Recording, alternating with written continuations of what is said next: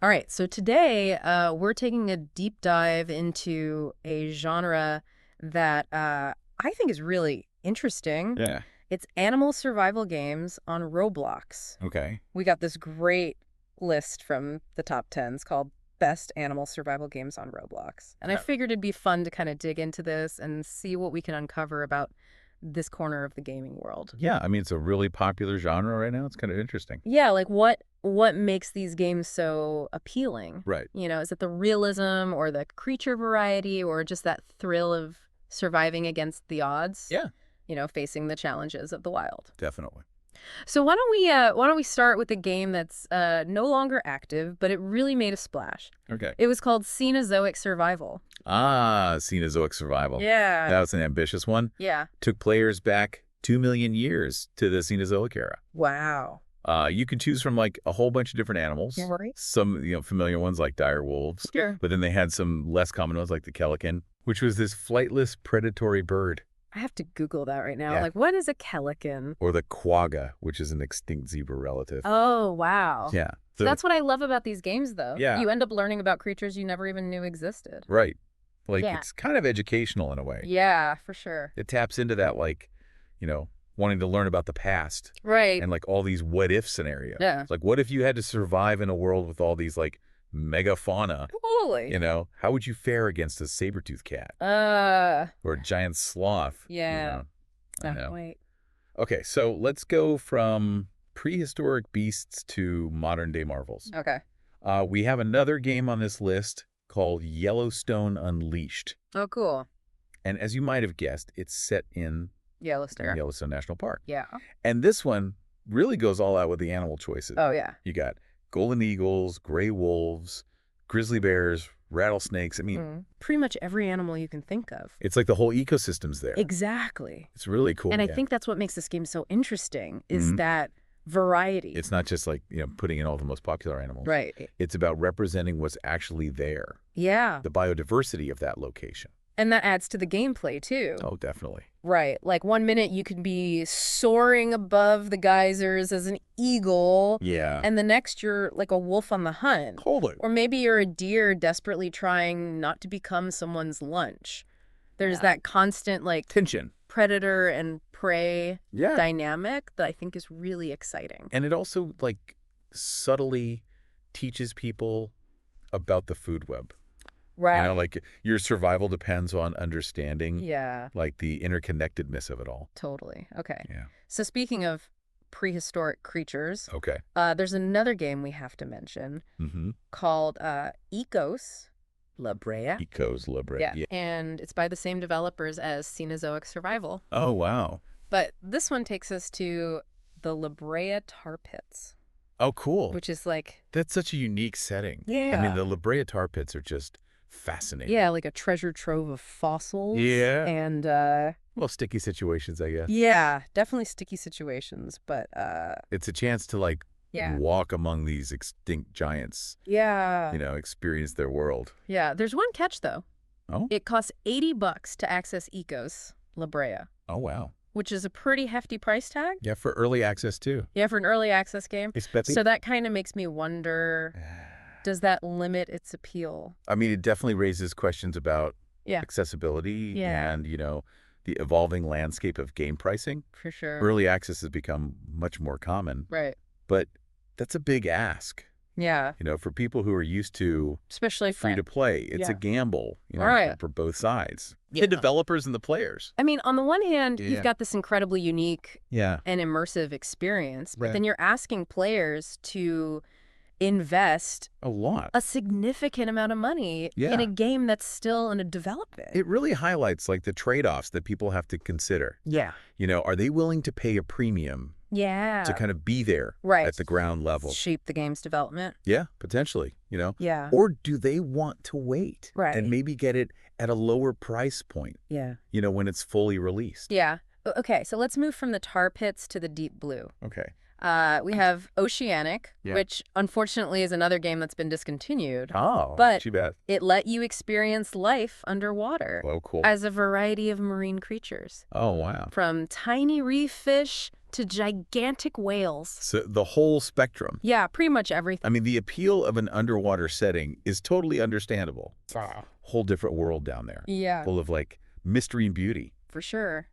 And, Oceanic offered a chance to interact with that. Totally. In a way that very few games do. And they had a great variety, right? Yeah. Sharks, dolphins, whales, even penguins and seals. Really? Wow. Yeah. That's a lot. But designing an underwater survival game must have its own set of unique challenges. Oh, absolutely. Right. You're dealing with 3D movement, Yeah. limited visibility, Right. and then the constant need to manage oxygen. Right. You can't forget about breathing. It forces developers to think about, Yeah. game mechanics in a whole different way. Yeah. Like hunting, navigation, even combat Yeah. takes on a whole new dimension underwater. Totally. It's really cool. Yeah, for sure. Yeah, it's like Cenozoic survival in a way. Mm-hmm. Really pushing the boundaries Yeah. of what an animal survival game can be. Okay, so speaking of pushing boundaries, let's move from the ocean depths to Okay. everywhere. Okay. We have Dinosaur World Mobile, All right. which, gives a nod to the classics, Yeah. focuses on dinosaur gameplay Okay. and role-playing. Cool. But the one that really caught my eye is Creatures of Scenaria, Oh, yeah. with its, mind-boggling variety of over 100 creatures. It's a lot. That's a lot. It's crazy. Yeah. They really lean into that sense of discovery. Yeah. They've got everything from, dragon-like behemoths to, fox-like tricksters. Okay. And it's not just about aesthetics. Right. Like, each creature comes with its own unique abilities and playstyle. I mean, over 100 creatures, that's Yeah. hard to even comprehend. It's a lot to wrap your head around. Yeah. It makes me think of those classic creature collecting games, Yeah. but with a survival twist. Totally. And then there are these shrooms and gotchas I Right. keep hearing about. Yeah, so shrooms are like What are those? the in-game currency. Okay. You earn them through gameplay, All right. and you use them to, Okay. unlock new creatures or buy Gotcha. items. Pretty standard. It's a pretty standard system. Yeah. Free-to-play games, encouraging players to invest time Yeah. and effort Right. to progress. Makes sense. Gotchas, on the other hand, Okay. are more like loot boxes. So there's an element of chance involved. Yeah, you get a random Okay. assortment of creatures or items. So some players love that. Yeah. Right? The thrill of the unknown. Some people hate it. Right? Some people are like, Yeah. this is frustrating. It can be very frustrating. I find it interesting how Creatures of Scenaria blends Right. all these different gameplay elements. It speaks to that broader trend Yeah. of games incorporating gotcha mechanics. Mm. It's borrowed a lot from mobile game design. Yeah. And it's a way to, keep players engaged and encourage spending. Sure, but it can be controversial too. Oh, absolutely. Wait. Especially when it comes to Spend. balancing fairness Yeah. and, the potential for addiction. Right. And it's not just about collecting creatures and Creatures of Scenaria. No. You got to keep them alive. Right.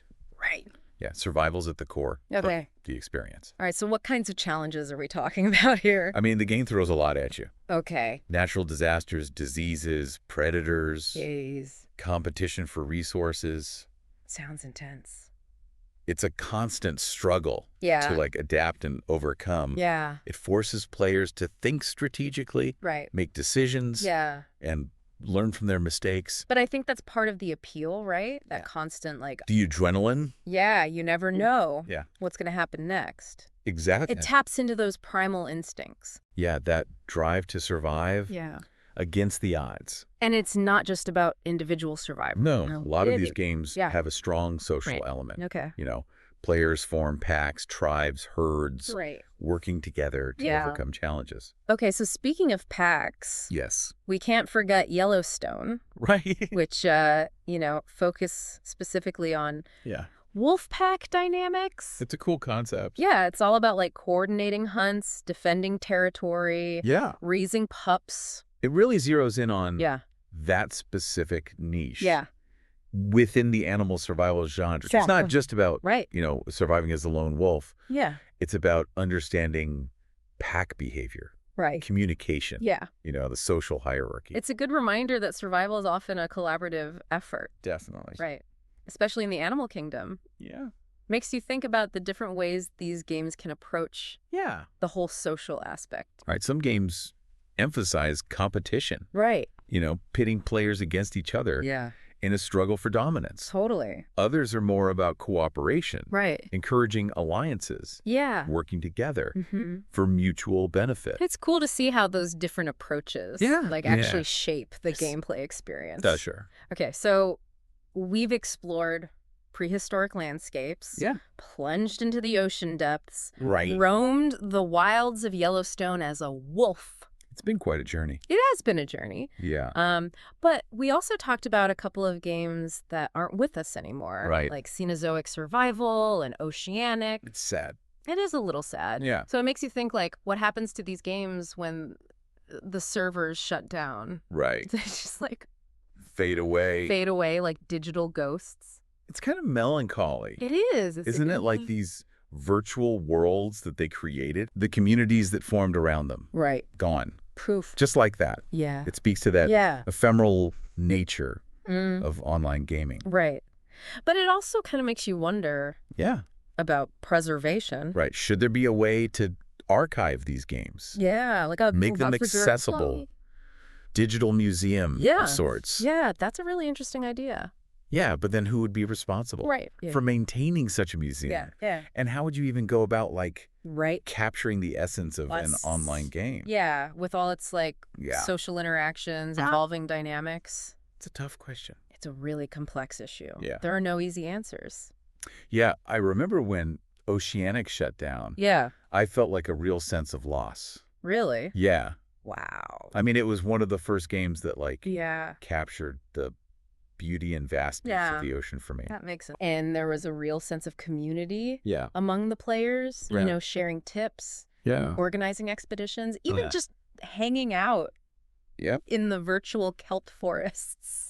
It's interesting how, Yeah. people can form Yeah. such Yeah. strong Yeah. emotional connections Totally. to these games. It's not just about the pixels on the screen. No, it's about the Yeah. shared experiences, Yeah. the friendships forged, Sure. the memories created. Right. Those things can last Yeah. a lot longer. Yeah, it's a reminder that these games are Yeah. more than just entertainment. They can be Yeah. spaces for creativity, Right. exploration, Oh, little sure. connection. And sometimes they can even spark a passion for learning Right. about the real world. Absolutely. I know I spent hours researching prehistoric creatures after playing Cenozoic Survival. See, Yeah, that's the beauty of it. I know. These games can be Yeah. a gateway to knowledge Totally. and understanding. Hmm. They, pique our curiosity. Yeah. They encourage us to ask questions, Right. and they challenge us to see the world from a different perspective. Totally. And that's something worth preserving, Yeah, even if the games themselves eventually fade away. absolutely. Okay, so we've talked about what makes these games so appealing, the Yeah. challenges of designing them, Right. the social aspects, Mm-hmm. the sadness of discontinued games. The nostalgia. Yeah. Yeah. And even the potential for preservation. Mm-hmm. But let's bring it back to you, our listener. Yeah. What's your take on all of this? What resonates with you most about these games? Yeah, is it the escape they offer? Right. The chance to be someone else or something deeper? Yeah? Like a connection to the natural world. Okay, so we've talked about all these existing games, but Yeah. what if you could design your own animal survival game?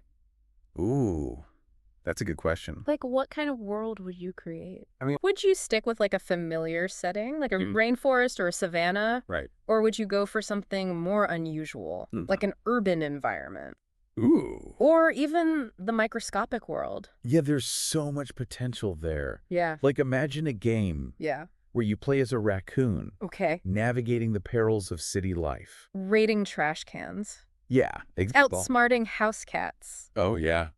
I've always wondered why there aren't more games Yeah. that explore the insect world. That's true. Like it's just teeming with Yeah. bizarre and fascinating creatures. Totally different ways of life. Right. Imagine surviving as like a dung beetle Woo. or a praying mantis. Be a whole different approach to survival. You wouldn't be like Right. hunting large prey. It'd be more about scavenging, Right. resource management, Yeah. understanding like Yeah. the delicate balance of the ecosystem. On a smaller scale. Yeah. And think of the educational possibilities. Totally. Right. You could learn so much about Yeah. insect behavior. Their roles in the environment, the importance of It'd be biodiversity. like a virtual insect documentary. Right. But interactive. Yeah, It's a exactly. reminder that these games Mm, can be more than just entertainment. right. They can be Yeah. really powerful tools for learning Totally. and fostering appreciation Yeah. for the natural world. Exactly. They Yeah. can spark curiosity, Yeah. encourage empathy, Hmm. and maybe even inspire people Oh, to take action to yeah. protect the environment. And as technology keeps evolving, Yeah. the possibilities are Oh, just going to keep God. expanding. Right. Imagine like virtual reality experiences where Ooh. you can like feel the weight of a bear's paw Wow. as you're swiping at a salmon. Or like the rush of wind as you're soaring through the sky as an eagle. That would be amazing. That would be incredible. It's exciting to Yeah. think about. Yeah. Where this genre could go. Definitely.